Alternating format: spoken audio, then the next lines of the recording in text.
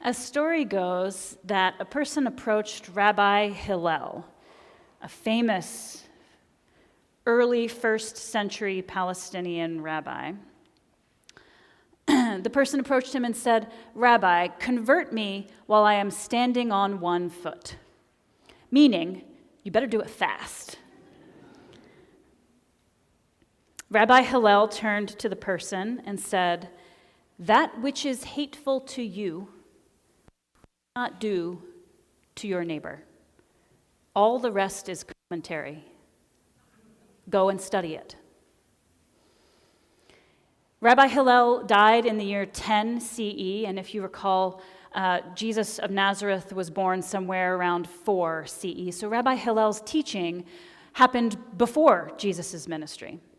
And there were rabbis who taught very similar things after Jesus' ministry. A famous one named Rabbi Akiva, who lived between 50 and 135, who was responsible largely for the Mishnah, a collection of Jewish oral tradition. That which is hateful to you, do not do to your neighbor. The rest is commentary. Go and study it. This wisdom from the Jewish rabbis of the first century, they did not invent out of thin air. They pulled it from the Torah. They pulled it specifically from the book of Leviticus. Leviticus in one place says, "You shall not hate your brother in your heart. You shall reprove your kinsman and not incur guilt because of him. You shall not take vengeance or bear a grudge against any of your people, but you shall love your neighbor like yourself." Later it says, "When an alien resides with you in your land, you shall not oppress him. The alien who resides with you shall be to you as the native born among you. You shall love the alien like yourself, for you were aliens in the land of Egypt." Those first century rabbis pulled on the deepest parts of Hebrew tradition and wisdom in order to talk about the importance of loving your neighbor. And so Jesus was in line with the Torah and with his Jewish peers when someone came before him to test him, as Morris read for us in the gospel today, and said, "Teacher, which commandment in the law is the greatest?" And Jesus said to him, "You shall love the Lord your God with all your heart and with all your soul and with all your mind." That's part of the Shema, right? It's the first and greatest commandment. And the second is like it. You shall love your neighbor as yourself. On these two commandments hang all the law and the prophets. It's tempting to think that Jesus was being original in that moment, but what he was doing was being well-informed. And in fact, he was right in line not only with his Jewish peers, but with the Muslim tradition that would develop hundreds of years later.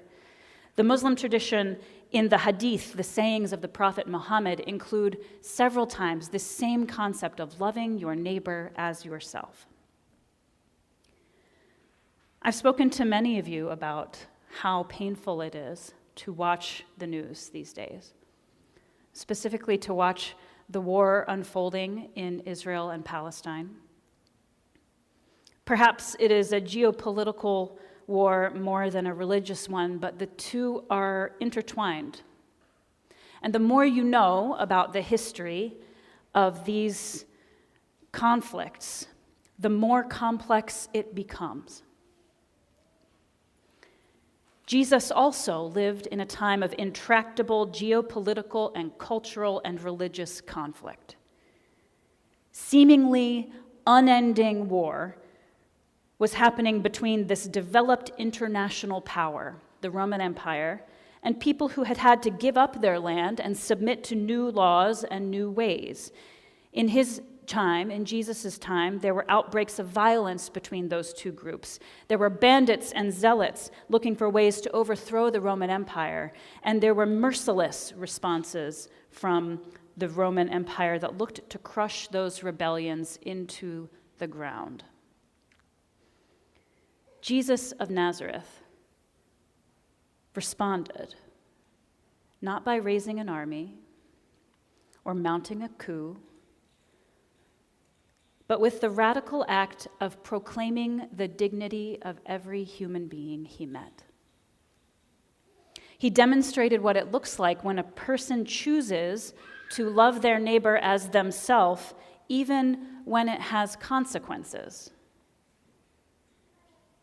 In the year 2011, I took a pilgrimage to the Episcopal Diocese of Jerusalem with a group called it's tedious, but go with me here, American Friends of the Episcopal Diocese of Jerusalem.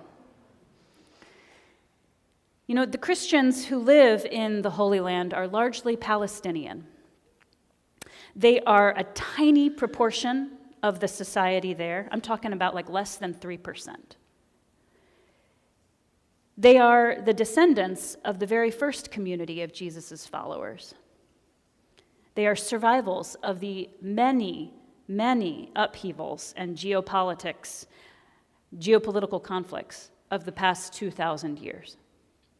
And the Episcopalian Christians there are even a smaller proportion of that 3%.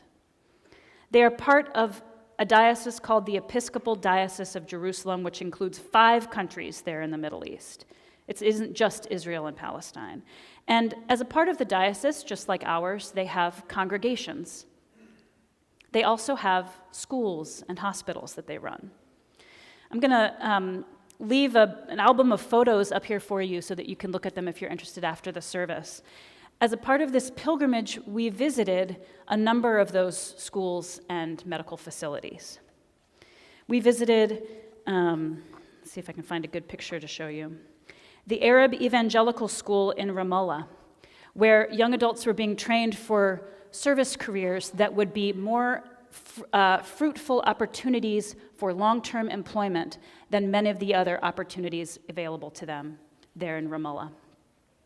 We visited congregations. There was a group of 5 women clergy on this trip, and at the time, the Diocese of Jerusalem didn't have any women clergy, and so one of the congregations we got to visit, the priest, the male priest there, invited all 5 of us up for the blessing at the end of the service. We visited, I should have marked my pages, the Arab Episcopal School in Irbid, Jordan. If you can see it here, this giant painting above the entrance to the school says, Home of Peace Education. This school is particularly interesting because they incorporate blind and low vision students in the sighted population in their classrooms, using the best technology they have to teach those students to read and to function alongside their sighted peers. Because access to services that accommodate the various ways a person could be handicapped are less available in Palestine, making sure that those students have the resilience and the capacity to function as well as possible is an investment in their lifelong wellness. We visited another school in Salt, Jordan, that is an institute for the deaf, the Holy Land Institute for the Deaf. In that school, unfortunately, there persists in many parts of the Middle East the notion that if a child is born with a disability, you must have done something wrong.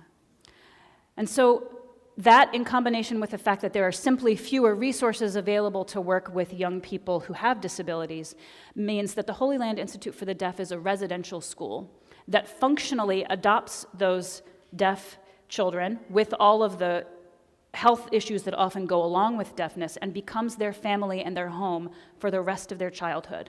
So there were dormitories there with 5-year-old kids, and there were workspaces where all of the young adults who were coming to graduate from this school were learning trades that they would be able to support themselves with over the course of their lives.